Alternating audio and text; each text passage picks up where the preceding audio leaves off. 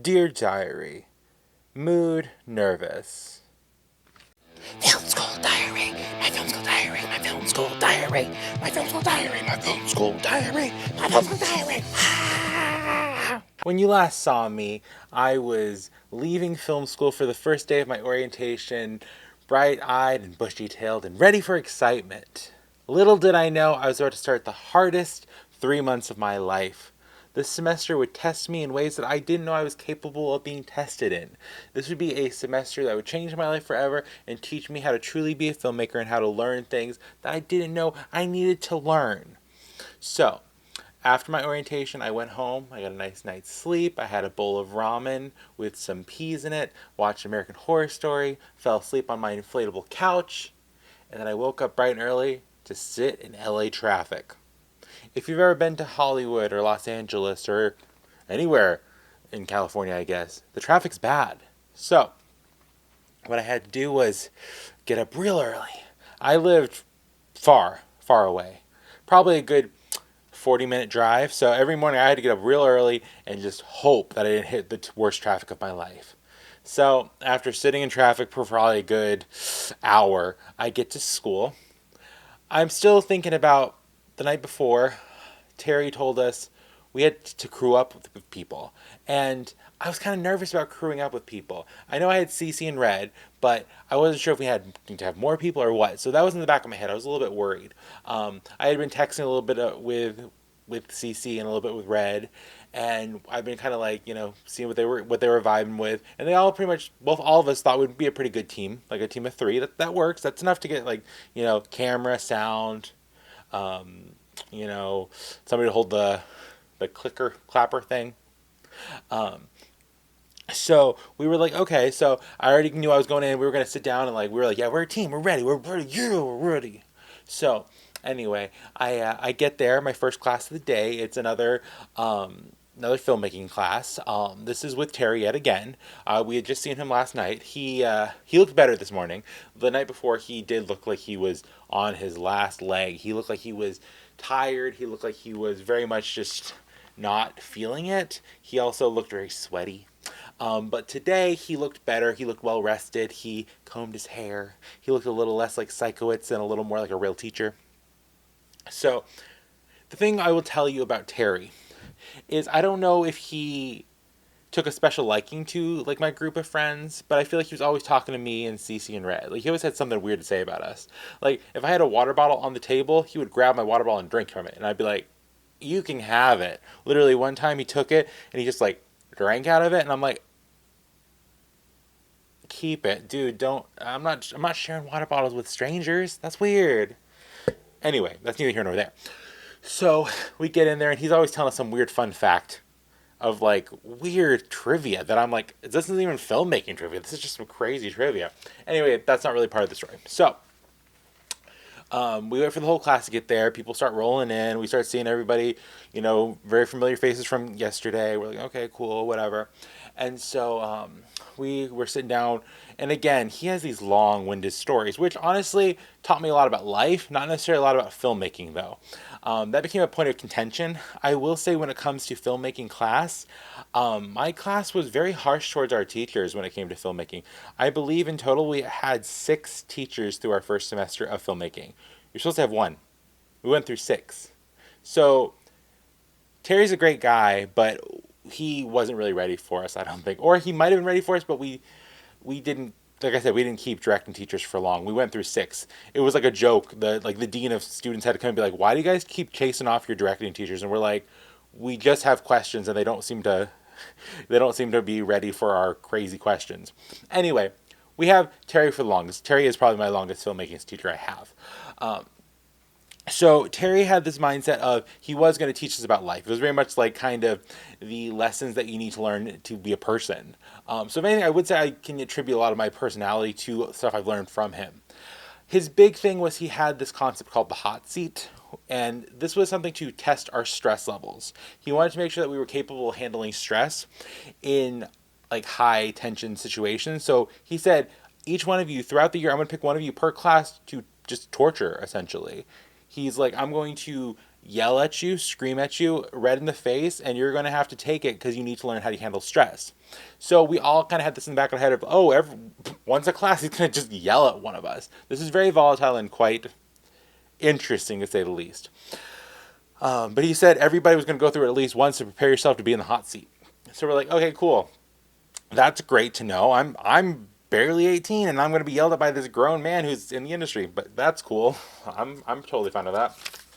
So we do a little bit of film history. We do a little bit of film study. We're sitting there talking, blah, blah, blah, blah. So he tells us that our first project is going to be called what they call Mise-en-scène, which is essentially it is a one take film. So this is also because it's our first one out.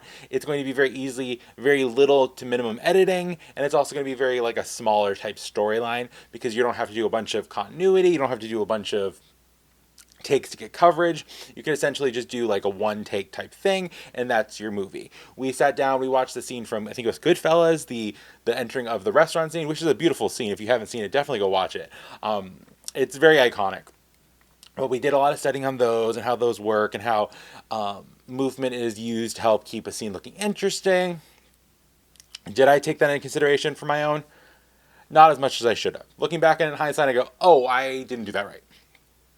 But this was our first project for our first week, which, considering we were only going to be in school for a week so far, it's kind of cool that we'd already have like a film ready to go by like the end of the week. So we were all getting ready for our mise-en-scène. We're like, okay, cool, cool, cool. He also then walked us through how our system was going to be, how we would get our equipment. The idea would be like Saturday mornings, we'd pick it up at 8 a.m. If we were late, we wouldn't get it, so we'd have to be there at 8 a.m., unbox it, grab it all, transport it somehow, and then we'd have to return it like Monday morning. So like the weekends we'd be filming essentially. So that's cool. Okay. So we're like, oh, that's cool. And so we're kind of learning about storytelling. We're learning about this. We're learning about that. And so he then is like, okay, cool. He's like, remember, guys, you are going to be crewing up. We're like, oh, cool, cool, cool. And he's like, you can be groups of 3 or 4. We're like, oh, heck yeah. Me, Red, and Cece are like, oh, we're already a group of 3. We are solid. We are good. So I want to add that July's been kind of circling. The night before, he'd been talking to us a little bit. Cece wasn't vibing at the time, and like so we were like kind of trying to support that, whatever. And so we're kind of like chilling, and as we're all kind of like the day's getting over, we have to go to our first cinematography class next. So we're kind of like, okay. And so Terry's like, all right, well, it's time to crew up. I need you guys to make a little list and tell me who you're gonna be crewing with. And we're like, oh, okay. So we put our names down, our 3 names. It's me, Red, Cece. That's great. And as we're leaving, he goes, We're like, what? He goes, oh, no, no, there's enough. Everybody's going to need a crew of 4. And we're like, oh, okay, great. Because honestly, we had a little plan already. We were kind of sitting around like, okay, so we have 2 days to shoot these little short films. We have 3 of us. We can knock them all out. We can like film at Red's house. We can just knock them all out in one day and call it. And we'll have a little Sunday off. We'll have a little extra day off for us because we probably won't have a lot of days off. So we should make time for ourselves. And he's like, oh, okay. Oh, July. You don't have a crew, do you? And he's like, no, I don't. And we're like, oh, okay. So we're like, oh, I guess he's part of our crew now. Like, honestly, at the time, it was really kind of jarring because, again, we hadn't really been talking to him. We hadn't really been interacting. And I do want to take a little bit of responsibility for this problem because I feel like I was going through my Regina George era and I was trying to be like, you can't sit with us. But as a grown up, I'm like, why was I doing that? Just get a connection. It's good to have more people on set and more people on the crew. So, like, honestly, my biggest piece of advice is just, like, don't play like you're in high school. You're not. It's film school. It's something completely different. So, like, either way, not a big deal, but we then had 4 people. So then our schedule that we had already started making up in our heads was like, we have to add a 4th film in there, so we're definitely going to be working on Sunday. Okay, well, that's fine, I guess. So anyway, we go to our first cinematography class. I'm not a cinematographer. Literally everything I learned about cinematography, I had to teach myself again after school, and that was through like the internet. I did not understand my classes. Spoiler alert, the only way I think I passed the test was being really funny on my like oral quiz. Me and Cece bonded very heavily over this because both of us weren't really cinematographers. I will say she's a really great photographer, and she knew a lot about actual cameras. But me and her would always joke that like we barely make it through cinematography. So we this on this day in particular, we had one directing class and two cinematography classes, and that was going to be about 8 hours of cinematography. So I don't know what that really even is going into this. So I'm like, okay, I'm excited to learn something new. So we get there and we have our teacher Darian. Darian's cool. Darian was a really cool guy, really funny. He definitely he gave like kind of almost like flower childy type vibes. Like he definitely looked like he was very chill and very like peaceful, and he really liked to have he had I feel like he was friends with Mary Jane. He had a friend named Mary Jane for sure. His eyes were beautiful color of red sometimes. But no judgment here. But it was just that was he was chill. He was like a very chill guy. So honestly, I feel like I was very lucky to have a teacher like this because I was not going to understand cinematography on the first go around. So like he was very chill about it, which was really helpful. So our first class we're learning about cameras. And this is one of those things where I try to tell people if you want to go to film school, get yourself like a DSLR or something so you have a basic idea of what's going on. Because I didn't. I literally went in there. The only experience I had was on like a DVD camcorder and like a VHS camcorder, which are not at all the same. So they were using words like ISO. That's not right. That's not the term. I don't even know what terms they use. To this day, I couldn't tell you anything. They were talking about like f stops. I don't know what that means. I still don't. And there's just like a bunch of numbers you have to memorize. And I was like, I don't get it. And so I'm already kind of just accepted that I don't know camera stuff. And I'm like freaking out. And I'm like, okay. So I'm sitting there and I'm in the back of the class and I'm sitting with Cece and Red, and July is now sitting with us. And I'm like, okay. And I think, honestly, I think July could tell I was freaked out a little bit. And so he's like, I literally have one of these cameras. He's like, I will show you what to do. And I'm like, oh, cool, cool, cool. And so he's like, he pretty much kind of took over as like our little cinematographer for our group. So our first project out was not allowed to be in digital. They wanted us to learn film. We had to learn the basics first. And they also told us that we would be buying our own film. Like we have to buy our own like canisters of film, which I'm like, okay, but you also told us we can't really take jobs. We can't really have time to work. So like, I'm just gonna have to like figure out how to pull out like $25 for 4 minutes of film. Cool. I will say that did teach me personally how to be better at trusting my instincts because I don't have more than 4 minutes to film. I have to use it to my advantage. But so we're learning on film, which honestly is very nerve wracking. If you don't have it in a perfectly dark space, then it can ruin the film, and there goes your money right down the drain, and then there goes your grade, and you have no project. So that sucks. Also, I will say that was one of the things that was really helpful to have July part of our group because he knew how to use film cameras. He, I guess, had one or he had worked with them a lot or something like that. And so it was very much one of those things where it was good to have somebody kind of around who understood that. So that I was very grateful. So like honestly, I think the universe was looking out for my little crew. So we had somebody who really knew what they were doing.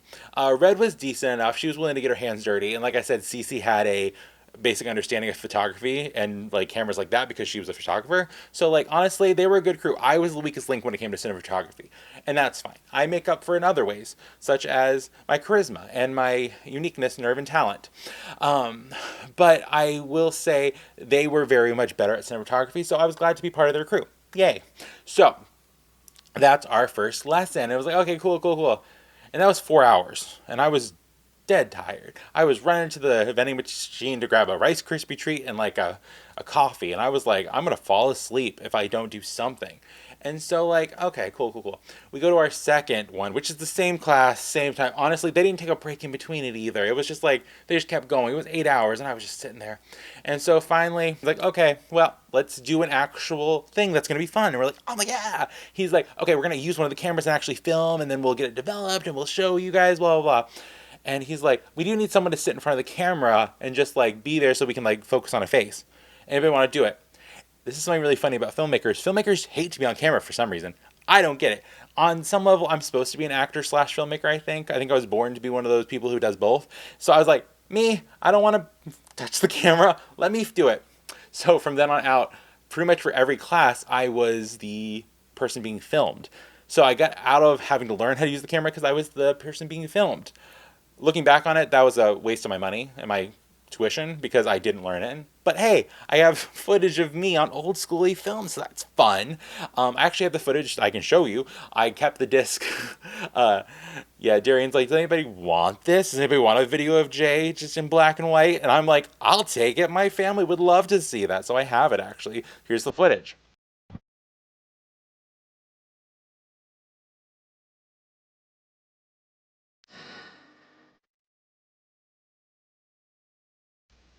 So like honestly, it was cool to kind of see that kind of stuff in action, actually seeing what it looks like, what it does, and when someone does it professionally. So that was really cool. So we were told that we will be filming the mise-en-scène in film, and we will be doing all of that accordingly and whatnot. So that was the first day of school, and we learned about the mise-en-scène, and then we had the crew. We started building the crew. So it's getting about 8 o'clock now, and it's getting late, and it's getting like I'm tired. I've been going all day, and so we then have a mixer we have to go to. Yay! I love mixers. I'm very social. I mean, I'm social enough, I guess. So this was a social with the acting classes because we weren't going to be able to get on real casting websites right now. We weren't having time to get that because we had to film the project like in like the next 2 days or something like that. So they introduced us to all of the actors, and we could just hang out and meet all these cool actors. And so essentially, in front of the school, we just have like, first of all, the most beautiful girls you've ever seen in your life, just stunning models, like beautiful. Like seriously, I was like, there's just one girl, she looks so much like Victoria Justice, and I was like, oh my gosh, are you Victoria Justice? And she's like, no. And I'm like, oh, okay. Anyway, so we all start our little crew. We're down there, and we're like trying to find actors, and we're also trying to find actors that we can kind of all use for the same project, so we don't have to keep calling people up, be like, hey, come by at like 4 o'clock, and then come by at 6 o'clock, and come back, blah blah blah blah. So we're trying to find like people that would be versatile for all of our projects. So Red found this one girl who honestly I ended up working with a lot afterwards. Like honestly, I should probably thank Red for this. Red got me this actress's information and very much worked together for a while. She's in. I think she's even in my. Yep, she's in my thesis. She's in both my theses. Yeah, and then we all gravitated towards this one actor. And we made a lot of really good connections with the acting classes, which was really fun and really cool. So it was a really good mixture to go to. So that was the first day. Second day, I'm very excited. Second day is our screenwriting and editing, which are my two favorite subjects, I guess. So I really went to school to be a screenwriter, I guess. True. Like, at the end of the day, I really was going to film school to be a screenwriter, I guess.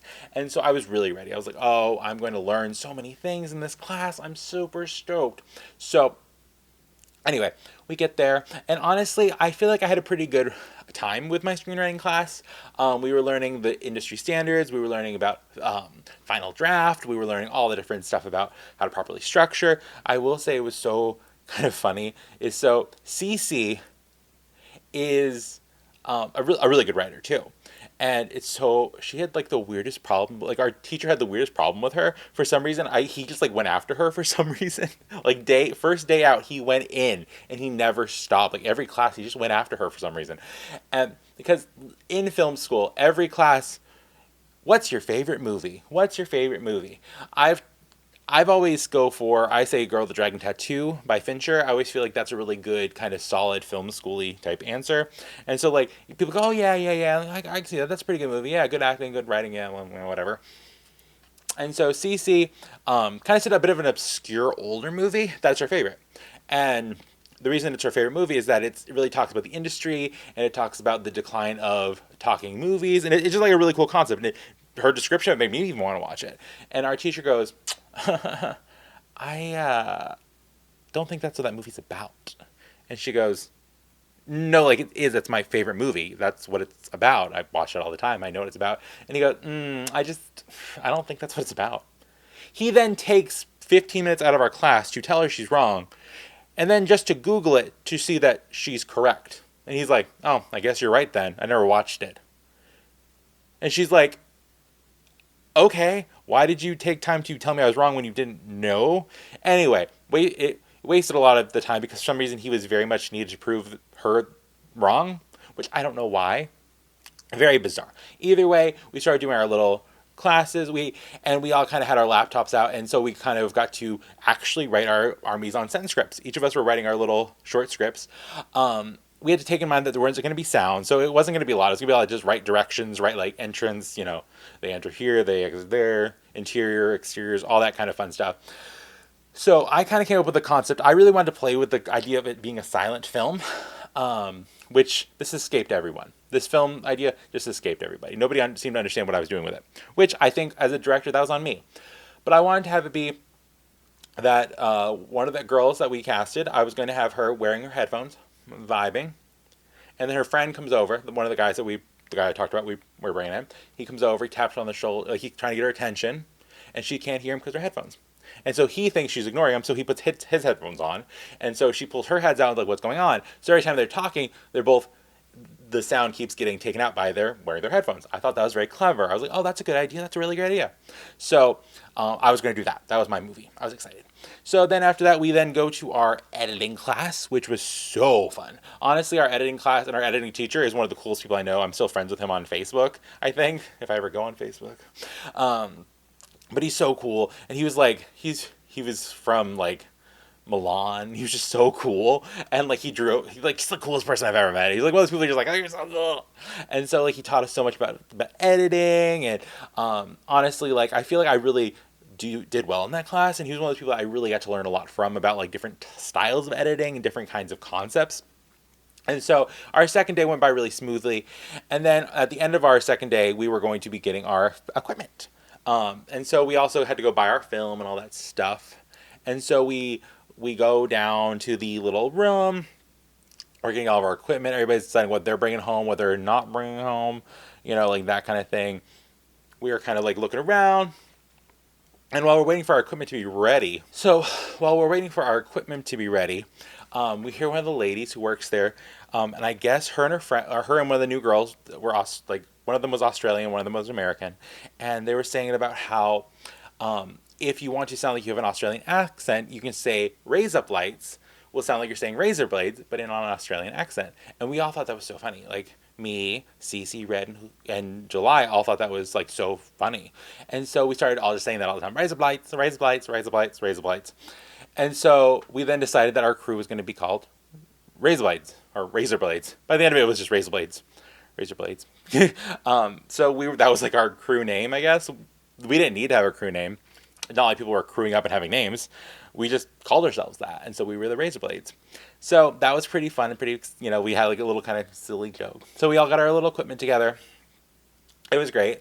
And so the next day, that Saturday, we were going to shoot mine, Cece, and Red's films all at Red's house. And then on Sunday, we were going to shoot July's film. So we go over to Red's house. We're filming. We're doing all the stuff. We have the two actors that we're all kind of using for that film. We're kind of doing our thing. I got them their little headphones. They're doing their little dances, whatever.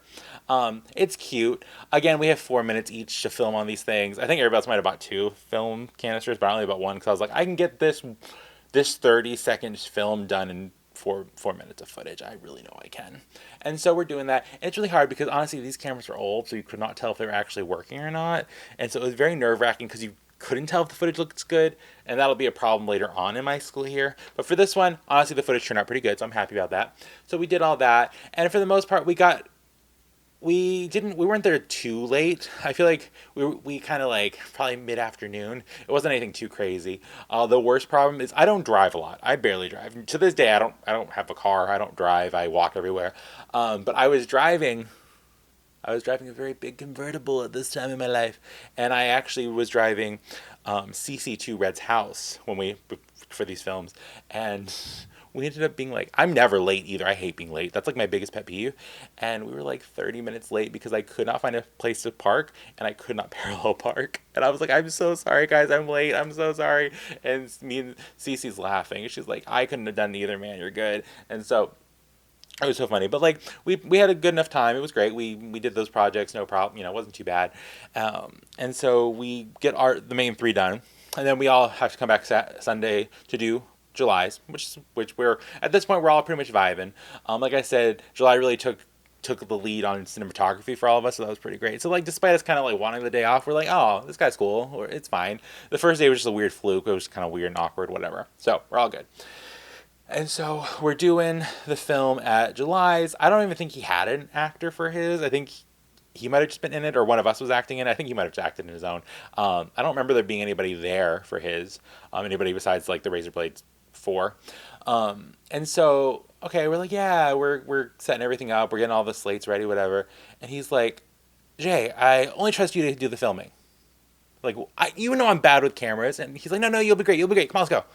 And I was like, Looking back on it now, he knew I was worried about it, so he was like putting me to the test, so I knew I could do it. It was actually teaching me to be a better filmmaker. So I do have to thank him for that, because I was like, And so his was actually very clever. He was very much wanted to use the movement. So the idea was we were upstairs in his apartment, and I followed him all the way down the stairs. He saw that the person that he had a crush on left, and so we had to go back up. He threw flowers. It was very much very dynamic, very much movement. And so I'm carrying this big old camera on my shoulder. Insert photo here. I'm running up and down these stairs with this heavy camera that's probably worth more than I see in a year. Where it's rolling, it's loud. I'm like, but we get the shots, we do it, it's great. We all have a great time. I think even after that, we all went out for lunch. We went to this little Mexican restaurant, which we ended up going to all the time, to the point where I literally think I had my graduation party there. And so we all had a great time, and like our team really was solidified. And from then on, it was like the four of us. Like it was like arguably at that time with like my four best, like my three best friends at this point, which I did not expect when I was going into that. Like when I was going into the class of having to pick crews, I did not think these people would be so important to me, but they became very very important to me through this season of my life. And so we then have, I want to say we have a class where we go and get our footage back, and then we go to edit it, something like that. And so it's not too hard. Mine's literally a shot. I mean, they're all one scenes. They're mise-en-scènes. They're one scene. And so I go through and I'm looking through it. I'm cutting it. It looks fine. It's cute. It's great. Whatever. I run into some people from my orientation though. I see Darling. I see Kitty. Kitty doesn't look good though. Kitty's like not in a good place. She does not like her class. I try to convince her to move to ours. I'm like, our class is vibing pretty well actually. And she's like, honestly, the guys in my class are just kind of rude. They're not very respectful. And I'm like, oh, I'm sorry. Either way, we like vibed for a little bit. I got to sit with her. We talked a little bit, chatted through it. You'll see that a lot with me and Kitty. I feel like we kind of just run into each other when the time's right and we need somebody. So anyway, we're doing that. It's going great. I got my film all rendered. It's all saved properly. Whatever. So we go to class, and here is where I will show you the actual film. Luckily enough, I do own the rights to this footage, and I do own, I have all the consent. So this is actual footage from my film. These are the real actors. This is actual film I filmed in school. So this is my film. I Get Your Attention.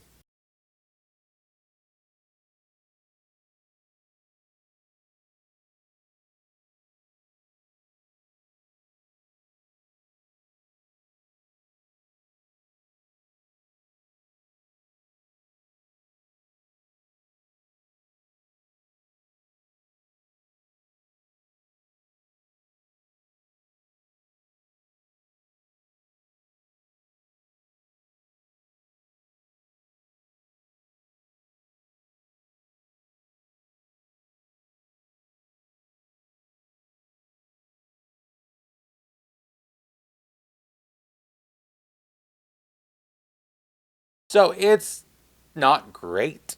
The actors were great. They did really good, exactly what I wanted, but it was silly and simple.